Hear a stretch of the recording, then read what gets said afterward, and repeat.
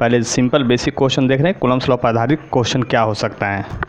देखिए तो सबसे सिंपल क्वेश्चन है, calculate force between two charge each of 10 microcoulomb present at 10 centimetre. यानी कि तब तो आप सिंपली इसको बनाएंगे, सॉल्यूशन करेंगे तो बहुत सिंपल कि F इक्वल टू क्या होगा। तो फार्मूला आप लोग पढ़े थे क्या, 1/4 pi epsilon naught Q1 Q2 by distance का स्क्वायर। और आप इसका वैल्यू अभी पढ़े हैं कितना, 9 × 10⁻9। तो ये हो गया 9 × 10⁻9। चार्ज दोनों जो 10 माइक्रोकूलम है, तो दोनों है 10 माइक्रोकूलम, 10 × 10⁻6, 10 × 10⁻6 डिस्टेंस का स्क्वायर। डिस्टेंस कितना है, 10 सेंटीमीटर, यानी 0.1 का होल स्क्वायर। अब आगे यदि कैलकुलेशन करेंगे तो देखिए यहाँ क्या हो गया, ये 10⁻⁻2 पर जाके प्लस हो जाएगा, तो प्लस वाला 0 0, 2 3 4, और ये 12 - 4 तो -8 ये है। तो यानी कि कितना हो गया, आप देख लीजिए ध्यान से, 2 4 9 4 13 12 चला गया, यानी कि 90 कूलम, न्यूटन आ गया फोर्स। अब देखिए अगला क्वेश्चन जो है आपका, अगला question, force between two charge is F। क्या है, दो चार्ज के बीच जो है आपका फोर्स F है। What will be the force between them if distance becomes double. अब कहता है नया फोर्स क्या होगा जब दोनों के बीच का डिस्टेंस डबल किया जाए। तो अकॉर्डिंग टू क्वेश्चन, पहले जो भी फोर्स होगा आप उसको लिखेंगे according to question, F1 equal to, इसको K भी लिख सकते हैं, तक K Q1 Q2 और डिस्टेंस का स्क्वायर तो R²। देख लीजिए ध्यान से, ये पहला इक्वेशन हुआ। उसी तरह से ये होता है, ये फोर्स का फार्मूला होता है इस तरह से। और इसमें देखिए क्या है, वैरी आप क्या कहे हैं, डिस्टेंस वैरी करवा रहे हैं सिर्फ, और बाकी चार्ज और ये सब के बारे में कोई डिस्कशन नहीं है। तो आप लिख सकते हैं कि ये वाला होता है, और जब ये लिख सकते हैं तो आप लिख सकते हैं F2/F1 इक्वल टू इन्वर्स है, तो R1/R2 का होल स्क्वायर। यानी इसके बाद आप क्या लिखिएगा, आप समझ सकते हैं, F2 तो F2 है, लेकिन F1 F है, और distance becomes them is double. Distance बाद वाला डबल हुआ, ये वाला डबल हुआ है इनिशियल का। तो ये अगर R1 है तो ये R1/2 होगा, तो 2 चला जाएगा ऊपर और उसका होल स्क्वायर। तो आप ये कट गया तो क्या हो गया, 4। यानी देख लीजिए ध्यान से यहाँ पर क्या होगा, तो R2 जो हो गया डबल हो गया, डिस्टेंस बिटवीन डबल, सॉरी यहाँ हाफ हो गया था, डबल हो गया है, क्या हो गया है, डबल। तो डबल जब हो गया है तो क्या हो गया आपका, आप ही समझ लीजिए, जब डबल हो गया तो ये क्या हो गया, 1/4 हो गया। यानी कि F2 जो हुआ F क्या हो गया, 4 हो गया। यानी आप समझ सकते हैं कि यहाँ जो फोर्स है वो रिड्यूस कर गया। यानी कि जब डिस्टेंस दो चार्ज के बीच बढ़ेगा तो फोर्स क्या होगा, घटेगा। और किस तरह से घटेगा जो समझ लिए हैं। नेक्स्ट क्वेश्चन है आप लोग का, एकदम ध्यान से समझिए, ज़्यादा कुछ नहीं है। Force between two charge is 100 Newton, find force if distance increase by 50%। Distance 50% से इंक्रीज किया गया है, तो फाइनल डिस्टेंस क्या होना चाहिए। तो according to question, final distance जो R2 होगा वो R1 होगा प्लस 50% ऑफ R1 होगा। यानी कि आप इसको लिख सकते हैं, क्या आप खुद समझिए, 50% यानी 1/2, तो ये हो जाएगा कितना, 3/2 R1 हो जाएगा। कितना हो जाएगा, 3/2 R1 हो जाएगा। अब आप फोर्स की बात कीजिए, बाद में फोर्स क्या होगा इसके। तो देखिए फाइनल में जो फोर्स F2 बराबर लिखिएगा, तो आप क्या लिखिएगा, पहला फोर्स तो वो था, तो डिस्टेंस वाला ही फार्मूला फिर लिखाएगा आपका। तो आप लिखेंगे, यहीं से लिख लीजिए, R1 बटा R2 का होल स्क्वायर इंटू F1। देख लीजिए ध्यान से, फार्मूला वहीं से है, पहले हम लोग देख चुके हैं। देखिए ये फार्मूला लिखे हैं, F1 केवल उधर ले गए हैं।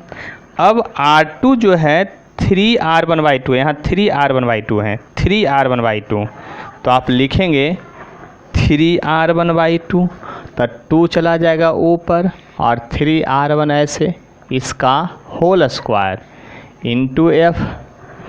अब देखिए ये कैंसिल, तो आपका क्या हो जाएगा, ये 4/9F, और F क्या है आपका 4/9F, तो F क्या है आपका 100 न्यूटन था, तो F2 बराबर हो गया 100 × 4/9 न्यूटन। ये आपका आंसर आ गया। देख लीजिए ध्यान से, फिर से एक बार समझ लें।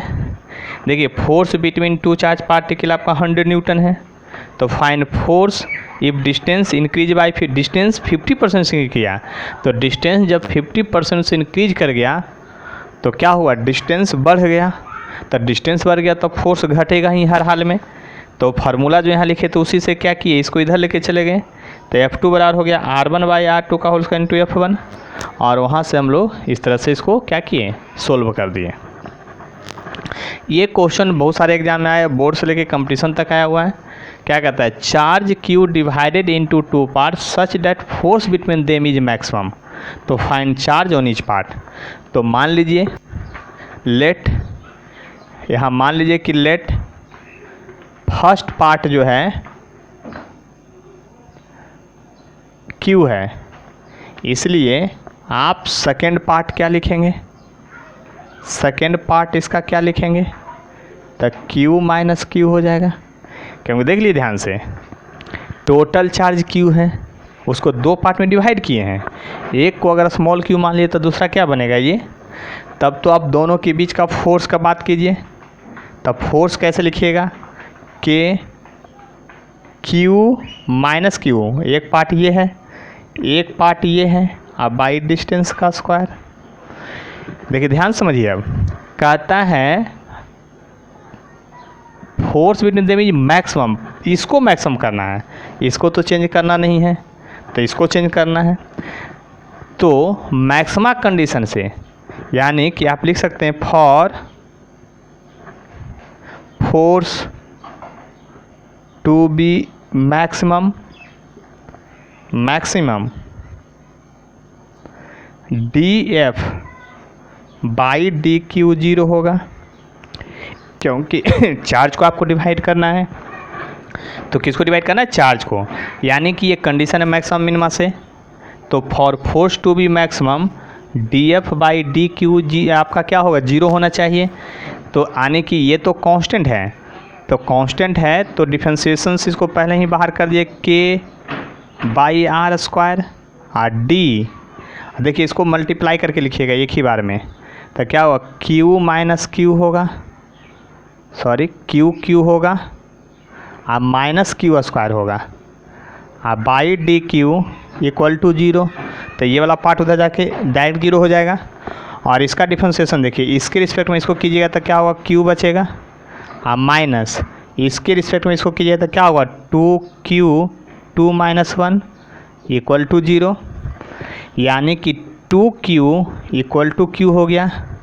इसलिए आप लिख सकते हैं कि Q इक्वल टू आ गया Q/2। तो फर्स्ट पार्ट जो होगा वो आप बताइए क्या होगा, फर्स्ट पार्ट जो होगा वो क्या होगा, Q है यानी Q/2 है। सेकेंड पार्ट क्या होगा वो भी आप समझ लीजिए, तो Q माइनस Q है यानी Q माइनस Q/2 यानी Q/2। यानी कि एक किसी चार्ज पार्टिकल को 2 पार्ट में डिवाइड कीजिए और दोनों के बीच मैक्सिमम फोर्स हो तो उसको क्या करेंगे, इक्वली डिवाइड करेंगे। क्या करेंगे, इक्वली डिवाइड करेंगे। बात समझ में आ गया। तो इसके आगे फिर आगे question find ratio of electrical and gravitational force between proton and electron. बहुत इंपॉर्टेंट क्वेश्चन है, एग्जाम में भी आ चुका है और फर्दर आता रहेगा। क्या कहता है, इलेक्ट्रिकल फोर्स और ग्रेविटेशनल फोर्स का रेशियो बताइए। कब, जब प्रोटॉन इलेक्ट्रॉन के बीच में और प्रोटॉन प्रोटॉन के बीच में। अब यहीं से पता चलेगा कि इलेक्ट्रिकल फोर्स ज़्यादा होता है कि ग्रेविटेशनल फोर्स ज़्यादा होता है। देखिए आगे फर्दर देखते हैं। तो सबसे पहले सॉल्यूशन जब शुरुआत कर रहे हैं तो यहाँ क्या करेंगे, यहाँ पर दो पार्टिकल रखेंगे, एक प्रोटॉन है और एक इलेक्ट्रॉन, एक प्रोटॉन है और एक इलेक्ट्रॉन है। सबसे पहले इलेक्ट्रिकल फोर्स की बात करते हैं। इलेक्ट्रिकल फोर्स, दोनों के बीच का डिस्टेंस r है, तो इलेक्ट्रिकल फोर्स F बराबर होगा K Q1 Q2 by distance का स्क्वायर। और ग्रेविटेशनल फोर्स की बात करते हैं फिर उसके बाद।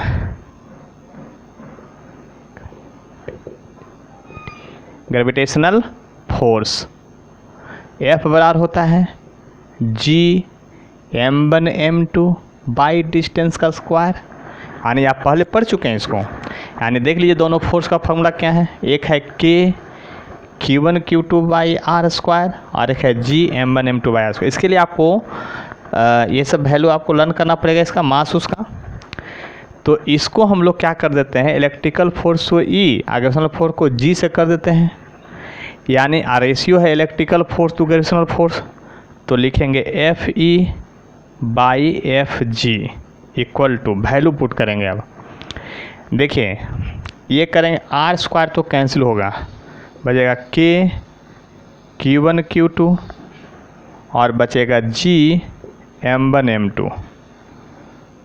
फिर से यहाँ इक्वल का साइन देते हैं और इस पर वैल्यू लिखते हैं। अब ये हो गया 9 × 10⁹ K का वैल्यू। देखिए इलेक्ट्रॉन हो या प्रोटॉन हो, दोनों पर अमाउंट ऑफ चार्ज सेम होता है। क्या होता है, सेम होता है।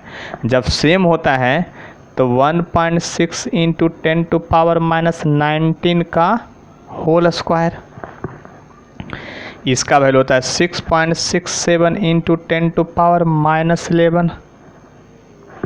और यहाँ पर जो होगा आपका m1 m2 mass of electron और मास ऑफ प्रोटॉन, तब मास ऑफ इलेक्ट्रॉन तो 9.1 × 10⁻31 और प्रोटॉन का मास 1.67 × 10⁻27। अब इसको वैल्यू लिखते हैं जनरली। देखिए न्यूमेरिकल डाटा छोड़ करके, तो ये हो गया 9, ये 2.56 स्क्वायर करेंगे 16 का तब आ जाएगा, और यहाँ पर 6.67, 9.1, 1.67। अब इसका पावर का कैलकुलेशन पहले करते हैं जनरली। देखिए यहाँ तो 19, तो माइनस में ये 39 ऊपर हो जाएगा और 38। अब यहाँ देखिए सबको जोड़िए, तो यहाँ जोड़िए तो कितना हो जाएगा, देख लीजिए 718 और 19 और 325 और 6 हो गया, यानी 69 माइनस में है नीचे। देख लीजिए 69 माइनस में नीचे, ऊपर जाके क्या होगा प्लस, तो 69 और 9 कितना हो जाएगा 78। और यहाँ पर 38 क्या करना पड़ेगा माइनस, 38 क्या करना पड़ेगा माइनस, तो कितना आएगा 10⁻40। अब देखिए ध्यान से, यहाँ पर 10⁻ क्या आ गया 40। यहाँ पर देखिए ये, देखिए ये और ये लगभग कट जाएगा, इसको ज़्यादा कुछ कीजिएगा नहीं, तो इसको जब गुना भाग करेंगे तो अप्रॉक्स 10⁻39 आएगा। इसका मतलब ये हुआ कि इलेक्ट्रोस्टैटिक फोर्स जो है ग्रेविटेशनल फोर्स के रिस्पेक्ट में इतना टाइम्स ग्रेटर है इस दोनों पार्टिकल के लिए। तो in general electrostatic force is more stronger than क्या आपका ग्रेविटेशनल फोर्स। यानी आप बात समझ चुके होंगे। तो इसी तरह से आपको प्रोटॉन और प्रोटॉन के बीच निकालना है, वह आपके लिए है। आप खुद कैलकुलेट करेंगे तो लगभग 10⁻36 आएगा। और ज़्यादा कुछ कैलकुलेट करना है तो एक क्वेश्चन अपने से बना लीजिएगा, इलेक्ट्रॉन और इलेक्ट्रॉन के बीच का। किसके के बीच का? इलेक्ट्रॉन और इलेक्ट्रॉन के बीच का। देखिए एक सिंपल सा क्वेश्चन है, फाइंड मिनिमम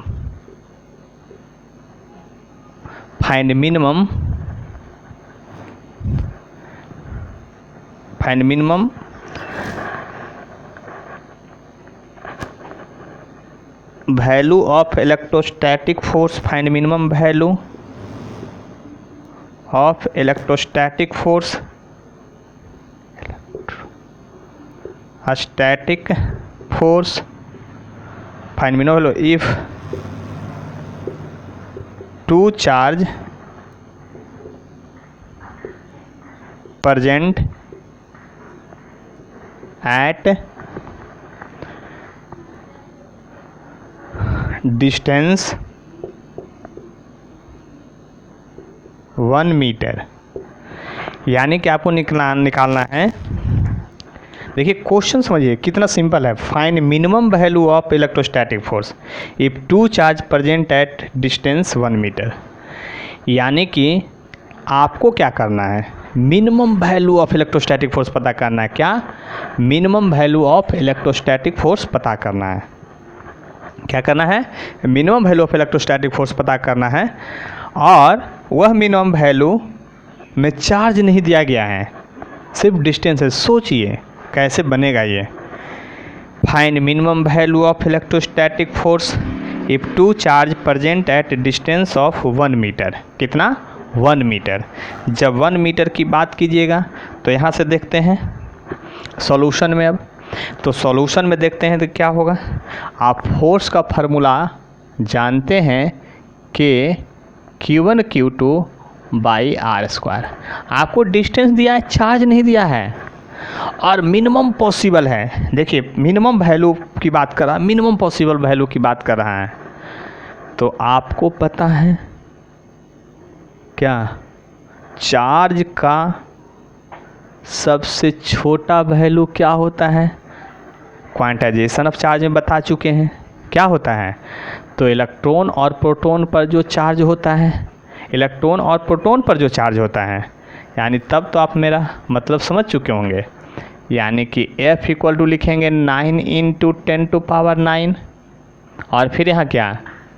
यहाँ लिखेंगे प्रोटॉन का चार्ज, तो 1.6 × 10⁻⁻19 का होल स्क्वायर और बाई डिस्टेंस 1 मीटर का स्क्वायर।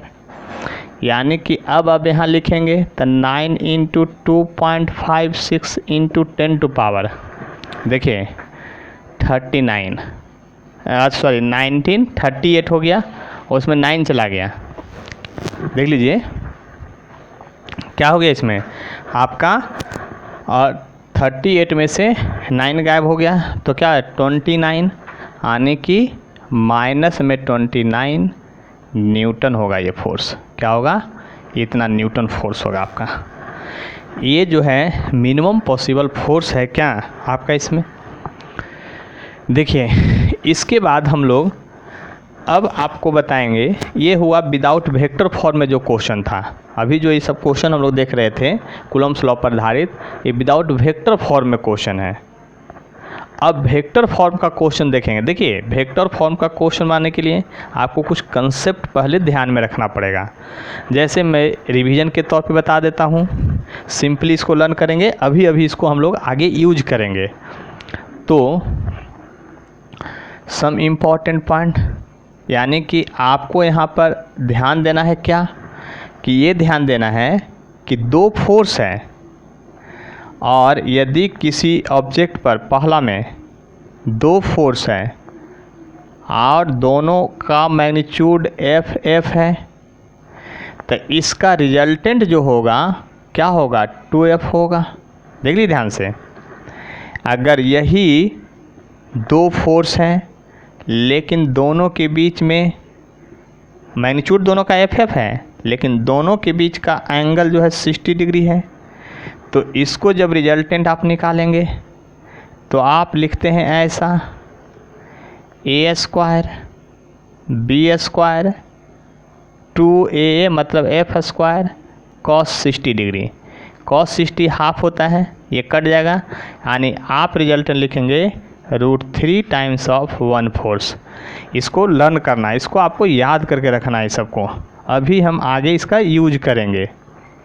फिर सब इम्पॉर्टेंट पॉइंट बता रहे हैं। और थर्ड में देखेंगे यहाँ पर क्या, जैसे दो फोर्स हैं, दोनों का मैग्नीट्यूड एफ है, लेकिन दोनों के बीच का एंगल 90 डिग्री है, तो रिजल्टेंट जो होगा इसी तरह जब निकालेंगे तो √2f आएगा। क्या आएगा? √2f आएगा। इसको भी वैल्यू याद करना है।